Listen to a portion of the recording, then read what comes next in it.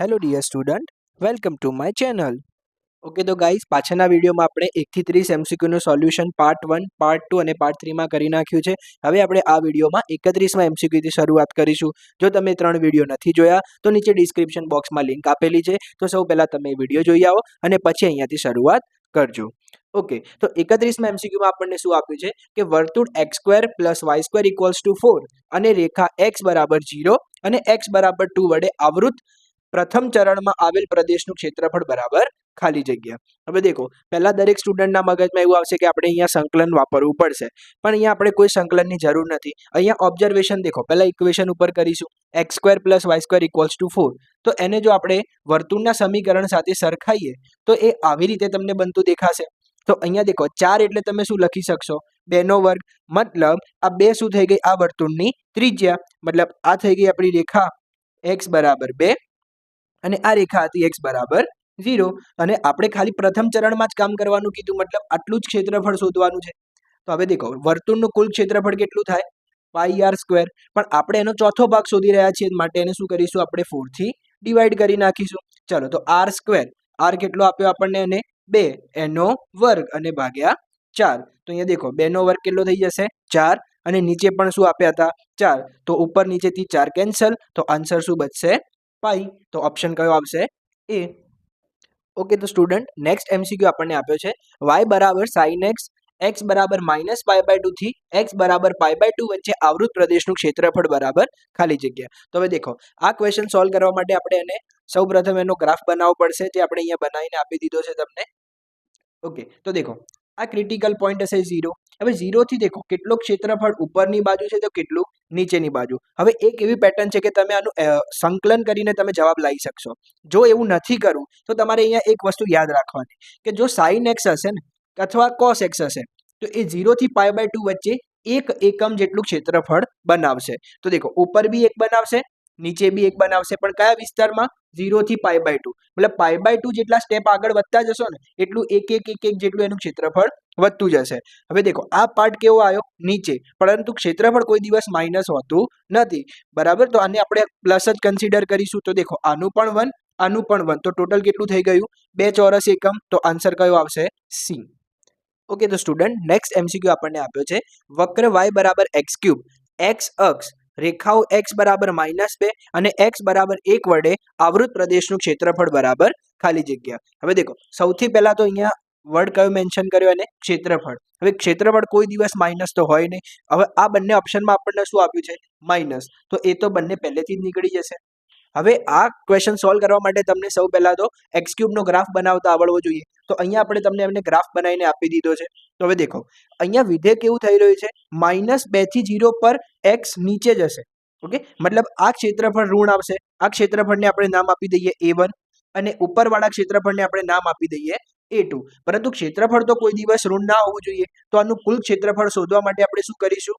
a1 ને આપણે માનાંકમાં રાખીશું અને a2 ની કેલ્ક્યુલેશન અલગથી કરીશું અને પછી બંનેનો સરવાળો કરી દઈશું. ચલો, તો સૌથી પહેલા આપણે a1 ફાઇન્ડ કરી દઈએ. તો a1 શું થશે? દેખો, ક્યાંથી ક્યાં જઈ રહ્યું છે વિધેય? -2 to 0. તો -2 to 0. ચલો, હવે અહીંયા દેખો, આની તમે જો પડછાયો પાડવા જશો તો કઈ અક્ષ ઉપર પડશે? x અક્ષ ઉપર પડશે. તો અહીંયા આવશે dx, તો અહીંયા લેવો પડશે તમારે y. ચલો, તો હવે y ની વેલ્યુ શું આવી? x³ into dx. ઓકે, ચલો, તો હવે x³ નું સંકલન શું થઈ જશે? x ની પાવર 4 અને નીચે 4 અને લિમિટ આવશે -2 to 0. તો હવે શું કરશો? ઉપરની લિમિટ મૂકી દઈશું, વચ્ચે કમ્પલસરી કરીશું માઇનસ અને પછી નીચેની લિમિટ મૂકીશું. ઓકે, તો દેખો, આ શું થઈ ગયું? 0/4 એટલે 0. અહીંયા -2 ની પાવર 4 એટલે કેટલી થઈ જશે? 16 અને 16/4 એટલે કેટલા થઈ જશે? 4 અને આગળ શું આપ્યું હતું? માઇનસ. તો a1 ની વેલ્યુ કેવી આવી? માઇનસ. પરંતુ આપણે a1 શેમાં રાખ્યો હતો? માનાંકમાં. તો આને માનાંક કરી દઈશું, તો અહીંયા કેટલા થઈ જશે? +4. હવે a2 માટે ફરીથી એવું ને એવું કામ કરો. ચલો, હવે a2 ક્યાંથી ક્યાં જશે? 0 to 1. તો લિમિટમાં આવશે 0 to 1. અને આની બી દેખો પડછાયો કઈ અક્ષ ઉપર પડશે? x અક્ષ ઉપર. તો આનું બી સંકલન x³ into dx. હવે x³ નું સંકલન આપણે અહીંયા કર્યું પ્રમાણે x ની 4 ઘાત અને નીચે 4 અને લિમિટ 0 to 1. હવે ઉપરની લિમિટ મૂકી દઈશું તો 1/4 અને 0 મૂકશો તો 0. તો a2 ની વેલ્યુ કેટલી થઈ ગઈ? 1/4. હવે બંનેનો સરવાળો કરી દઈશું. 4 પ્લસ 1/4 તો અહીંયા થઈ જશે 4 ગુણ્યા 4 એટલે 16 અને એમાં એક ઉમેરી દઈશું એટલે 17/4 તો correct option is D. Okay તો હવે નેક્સ્ટ એમસીક્યુ આપણને આપ્યો છે કે વિકલ સમીકરણ d2y/dx2 ની પાવર 3 dy/dx ની power 2 plus cos of dy/dx plus 1 equals to 0 ની કક્ષા બરાબર ખાલી જગ્યા. હવે દેખો કક્ષા એટલે શું, તો તમને જે પણ વિકલ સમીકરણ આપ્યું હોય એમાં સૌથી મહત્તમ વખત કેટલી વખત વિકલન થયું છે એના ઉપર ઓબ્ઝર્વેશન કરીશું. તો દેખો અહીંયા કેટલી વખત વિકલન થયું, 2 વખત થયું. અહીંયા કેટલી વખત થયું, 1 વખત. અહીંયા કેટલી વખત થયું, 1 વખત. તો સૌથી મહત્તમ કેટલી વખત વિકલન આવ્યું, 2 વખત. તો આ વિકલ સમીકરણની ઘાત કેટલી થઈ જશે, 2 થઈ જશે. ઓકે ચલો એવો ને એવો નેક્સ્ટ એમસીક્યુ આપણને બીજો આપ્યો છે કે dx/dy equals to h of x/y પ્રકારના સમપરિમાણ વિકલ સમીકરણનો ઉકેલ કયા આદેશ દ્વારા મેળવી શકાય. તો હવે દેખો આવો કોઈ પણ ક્વેશ્ચન આવે આદેશ વાળો x/y અથવા y/x જેવું ફોર્મ હોય તો અહીંયા જે પણ ફોર્મેટ આપ્યું હોય એને આપણે v એઝ્યુમ કરી નાખીશું. તો x/y is equals two v. તો અહીંયાથી x ને આપણે કરતા બનાવી દો તો આ y ગુણાકારમાં જતો રહેશે તો શું થઈ જશે, x ઇક્વલ્સ ટુ vy. તો એ ઓપ્શન આપણને કયો દેખાશે, ઓપ્શન સી. ઓકે તો આપણને નેક્સ્ટ એમસીક્યુ આપે છે વિકલ સમીકરણ 1 - y² into dx/dy plus yx equals to ay જ્યાં y ની આપણને લિમિટ આપી છે વિધેય વ્યાખ્યાયિત થાય માટે એનો સંકલ્યકારક અવયવ એટલે કે ઇન્ટિગ્રેટિંગ ફેક્ટર જેને તમે IF થી ઓળખો છો એ આપણને શોધવાનું કીધું. હવે દેખો અહીંયા સુરેખ વિકલ સમીકરણ જેવું દેખાય છે અને અહીંયા શું આપેલું છે આપણને dx/dy. તો એનું જો આપણે પ્રમાણિત સ્વરૂપ યાદ કરીએ તો કેવું હતું, dx/dy plus px equals to q જ્યાં p અને q શું હોવા જોઈએ, y ના વિધેય હોવા જોઈએ. ચાલો તો અહીંયા એક શરત હતી કે dx/dy નો આપણે સહગુણક હંમેશા 1 રાખીશું, પરંતુ આપણને અહીંયા કેટલો આપ્યો છે 1 - y². તો અહીંયા દરેક પદને આપણે 1 - y² વડે ભાગી નાખીએ તો શું બનશે, અહીંયા dx/dy plus y/1 - y² into x અને બરાબરમાં થશે ay/1 - y². તો હવે દેખો આપણું સ્વરૂપ આ થઈ ગયું dx/dy plus px equals to q જ્યાંથી p તમને શું દેખાશે અહીંયા y/1 - y². ઓકે હવે IF શોધવા માટેની ફોર્મ્યુલા શું હતી, સો IF is equals to e⁻ of p dy. Okay ચલો p શું લઈને આયા આપણે અહીંયા y/1 - y² ઇન્ટુ dy. હવે ચાલો આનું સંકલન કરવા માટે શું ધ્યાન આપીશું, તો અહીંયા દેખો થોડુંક ઓબ્ઝર્વેશન. અહીંયા છેદ શું આપ્યો આપણને 1 - y². હવે જો આપણે એનું y ની સાપેક્ષે વિકલન કરીએ તો કેટલું થશે, અહીંયા 1 નું તો 0 થઈ જશે, y² નું થઈ જશે 2y અને અહીંયા આપ્યું હતું માઇનસ તો શું થઈ જશે -2y. તો દેખો અહીંયા આપણી પાસે y તો આપણી જોડે અવેલેબલ છે, શું આપ્યું નથી આપણને -2. તો આપણે એવું કંઈક કામ કરીએ કે આને -2 થી મલ્ટીપ્લાય કરી નાખીએ અને -2 થી ડિવાઈડ કરી નાખીએ. તો હવે દેખો આ ફોર્મેટ કેવી થઈ ગઈ, અહીંયા આપણને વિધેય દેખાશે, ઉપર એનું વિકલન દેખાશે. તો એના માટે આપણી પાસે એક ફોર્મ્યુલા છે કે જો આવું બની જાય f'(x) / fx dx તો આનો આન્સર તમે શું લખી શકશો, log of fx plus c. Okay તો અહીંયા દેખો આપણે શું થઈ ગયું answer e⁻² log of 1 - y². હવે આપણે અહીંયા c લખવાની કોઈ જરૂર નથી. ઓકે એનું કારણ જો તમારે જાણવું હોય તો કમેન્ટ બોક્સમાં તમે જણાવી શકશો તો એમાં હું તમને જવાબ આપી દઈશ. હવે દેખો લોગને પાસે એક પ્રોપર્ટી છે કે લોગની આગળ જો ઘાત હોય તો તમે એને ઉપર લઈ જઈ શકશો. તો શું થશે અહીંયા e⁻log 1 - y² એની પાવર -1/2. હવે ફરીથી એક પ્રોપર્ટી કે આ શું થયું ઘાતાંકીય વિધેય અને આ શું થયું લઘુગણકીય વિધેય અને આનો બેઝ કશો નથી લખ્યો તો શું સમજવાનો e. તો આ બંને એકબીજાના ઇનવર્સ છે માટે એને તમે કેન્સલ કરી શકશો. તો આન્સર શું બચશે તમારી પાસે 1 - y² ની પાવર -1/2. તો એને જો આપણે નીચે લઈ જઈએ તો એ પ્લસ થઈ જશે પાવર. તો શું થશે answer 1/√1 - y². So correct option is D. Okay તો નેક્સ્ટ એમસીક્યુ આપણને આપ્યો છે વિકલ સમીકરણ dy/dx બરાબર e⁻x - y નો વ્યાપક ઉકેલ બરાબર ખાલી જગ્યા થાય. તો હવે દેખો આ dy/dx ને આપણે એમને રાખીએ. હવે દેખો આ e⁻x - y ને તમે શું લખી શકો, e⁻x ઇન્ટુ e⁻y. હવે દેખો આ x નું વિધેય થઈ ગયું, આ y નું વિધેય અલગ થઈ ગયું. તો બંનેને તમે સેપરેટ કરી શકો માટે આપણે અહીંયા ચલ વિયોજનની રીત વાપરીશું. તો અહીંયા e⁻y ને આપણે અહીંયા નીચે લાવી દઈશું અને dx ને આપણે ઉપર લઈ જઈશું. હવે આપણે અહીંયા બંને બાજુ સંકલન લગાડી દઈશું. ઓકે, હવે દેખો આનું સંકલન કરવા માટે આપણે એક કામ કરીએ કે e raise to minus y ને પણ ઉપર લઈ જઈએ તો શું બની જશે e raise to y into dy is equals to e raise to x dx. હવે દેખો e રેઝ ટુ y નું સંકલન e raise to y, e raise to x નું સંકલન e રેઝ ટુ x અને એક કોન્સ્ટન્ટ એડ કરી દઈએ આપણે c.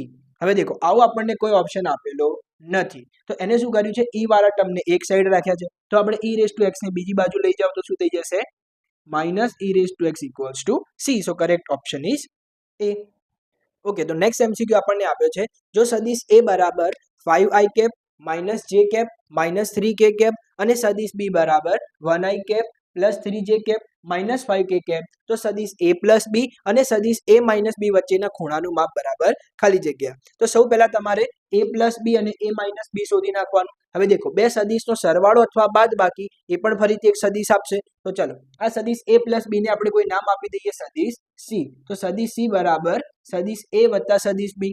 હવે દેખો સરવાળો કેવી રીતે કરવાનો તો ઘટક વાઇઝ i કેપ નો i કેપ સાથે j કેપ નો j કેપ સાથે k કેપ નો k કેપ સાથે. તો ચલો અહીંયા 5 અને અહીંયા 1 એટલે કેટલા થઈ જશે 6i કેપ. પછી દેખો માઇનસ j પ્લસ 3j તો કેટલા થઈ જશે plus 2j cap minus 3k cap minus 5k cap તો કેટલા થઈ જશે માઇનસ 8k કેપ. ચલો એવી રીતે આપણે સદિશ a માઇનસ સદિશ b શોધી લઈએ અને એને પણ આપણે કોઈક નવો સદિશ નામ આપી દઈએ d. ચલો તો સદિશ a માઇનસ સદિશ b. તો ચલો સદિશ a શું હતો અહીંયા 5i કેપ. હવે શું લાગશે આગળ b ના આગળ માઇનસ. ચલો આ 1i કેપ હતો અને આગળ આવશે માઇનસ તો 5 માઇનસ 1 એટલે કેટલા બની જશે 4i કેપ. ચલો પછી અહીંયા માઇનસ j કેપ પછી આવશે માઇનસ અને અહીંયા પ્લસ 3 તો માઇનસ પ્લસ એટલે બનાવી દેશે માઇનસ તો minus j cap minus 3j cap તો ટોટલ થઈ જશે માઇનસ 4j કેપ. ચલો એવી રીતે માઇનસ 3k કેપ આ માઇનસ અને આ માઇનસ એટલે પ્લસ તો માઇનસ 3 પ્લસ 5 એટલે કેટલા થઈ જશે પ્લસ 2k કેપ. હવે દેખો થોડુંક ઓબ્ઝર્વેશન આ c ડોટ d કરી નાખો બંનેની ડોટ પ્રોડક્ટ કરી નાખો તો તમને કંઈક જોવા મળી જશે. અહીંયા દેખો ડોટ પ્રોડક્ટમાં કેવી રીતે કરશો કમ્પોનન્ટ વાઇઝ મલ્ટિપ્લિકેશન मतलब 6 into 4 से 24 2 into 4 से 8 પણ અહીંયા શું થઈ જશે પ્લસ માઇનસ માઇનસ. એવી રીતે અહીંયા દેખો 8 2s are 16 આ માઇનસ પ્લસ બનાવી દેશે માઇનસ. તો દેખો અહીંયા 16 અને 8 થઈ ગયા 24 અને આ પણ 24 તો 24 માઇનસ 24 એટલે 0. એનો મતલબ તો શું થયો આ બંને સદિશો લંબ સદિશ થઈ ગયા. લંબ સદિશ હોય તો ખૂણો કેવો કહેવાય π/2. ઓકે તો નેક્સ્ટ એમસીક્યુ આપણને આપ્યો છે સદિશ a બરાબર 2i cap plus 3j cap plus 2k cap નો સદિશ b બરાબર i cap plus 2j cap plus k cap પરનો પ્રક્ષેપ બરાબર ખાલી જગ્યા. હવે પ્રક્ષેપ એટલે એક પ્રકારની લંબાઈ જેને આપણે ઇંગ્લિશમાં પ્રોજેક્શન તરીકે ઓળખી શકીએ. તો દેખો પ્રોજેક્શન કોનું પડી રહ્યું છે a વેક્ટરનું કોની ઉપર b ઉપર. તો અહીંયા કેવી રીતે લખી શકો તમે projection of vector a on vector b. તો આના માટે ફોર્મ્યુલા કઈ અહીંયા જે હોય ને એમને એમ રાખીશું અને અહીંયા તમે જે નીચે લખ્યું હોય એ સદિશ આવશે એની સાથે ડોટ પ્રોડક્ટમાં અને નીચે આવશે એનો માનાંક. હવે દેખો a ડોટ b કેવી રીતે શોધશો ચલો ડોટ પ્રોડક્ટ હમણાં તમને પાછળના એમસીક્યુમાં શીખવાડ્યું પ્રમાણે અહીંયાથી કાઉન્ટિંગ ચાલુ કરો અહીંયા 2 અહીંયા 1 એટલે કેટલા થઈ જશે 2 પ્લસ 3 અને અહીંયા 2 એ બંનેનો ગુણાકાર કરીશું તો 6 અહીંયા 2 અને અહીંયા કશું નથી લખ્યું તો 1 ફરીથી ગુણાકાર કરશો તો 2 અને નીચે શું આવશે સદિશ b નો માનાંક. તો સદિશ b ના માનાંક માટે વર્ગમૂળમાં અહીંયા જે એના ઘટકો લખ્યા હોય એનો વર્ગ કરીને સરવાળો કરી નાખીશું એટલે 1 square plus 2 square plus 1 square. ચલો તો અહીંયા કેટલા થઈ ગયા 6 ને 2 8 8 ને 2 10 અને નીચે કેટલા થઈ જશે 2 નો વર્ગ 4 વત્તા 1 5 અને આ વત્તા 1 એટલે 6. પરંતુ આવો તમને કોઈ ઓપ્શન અહીંયા દેખાતો નથી. ઓકે તો એના માટે દેખો આપણે શું કામ કરીશું આ √6 નીચે નહીં ચાલે. ઓકે તો એના માટે આપણે શું કરી નાખીએ એની કરણી લઈ નાખીએ એટલે √6 થી મલ્ટીપ્લાય કરી દો અને એનાથી ડિવાઈડ કરી દઈશું. તો અહીંયા દેખો √6 કેટલા બનાવી દેશે 6 ઉપર હતા 10 અને સાથે √6. ચલો હવે અહીંયાથી છેદ ઉડાડી દો તો અહીંયા શું લખી શકો 5 ગુણ્યા 2 અને અહીંયા લખી શકશો 3 ગુણ્યા 2 તો 2 થી 2 કેન્સલ થઈ જશે તો આન્સર શું બચ્યો 5√6/3. So correct option is D. Okay તો નેક્સ્ટ એમસીક્યુ આપણને આપ્યો છે જો સદિશ એ શૂન્યેતર સદિશ શૂન્યેતર એટલે શૂન્ય ના હોય એવો સદિશ અને તેનું માન a હોય અને લેમડા શૂન્યેતર અદિશ હોય તો લેમડાની કઈ કિંમત માટે લેમડા ઇન્ટુ સદિશ એ એકમ સદિશ થાય. હવે દેખો લેમડા ઇન્ટુ એ એકમ સદિશ થાય એનો મતલબ શું થયો એનું જો તમે માન નીકાળો તો એ કેટલું થવું જોઈએ એક એકમ જેટલું થવું જોઈએ. હવે દેખો માનાંકના ગુણધર્મ મુજબ તમે બંનેને માનાંક અલગ અલગ આપી શકશો, મતલબ લેમડાનો માનાંક ઇન્ટુ સદિશ એનો માનાંક બરાબર 1. હવે દેખો રકમ ફરીથી વાંચો. એ શૂન્યેતર સદિશ હોય અને તેનું માન આપણને આપી દીધું છે કેટલું, એ જેટલું, મતલબ સદિશ એનું માન બરાબર એ કહી દીધું. તો અહીંયા હવે તમે શું લખી શકશો, mode lambda into A equals to 1.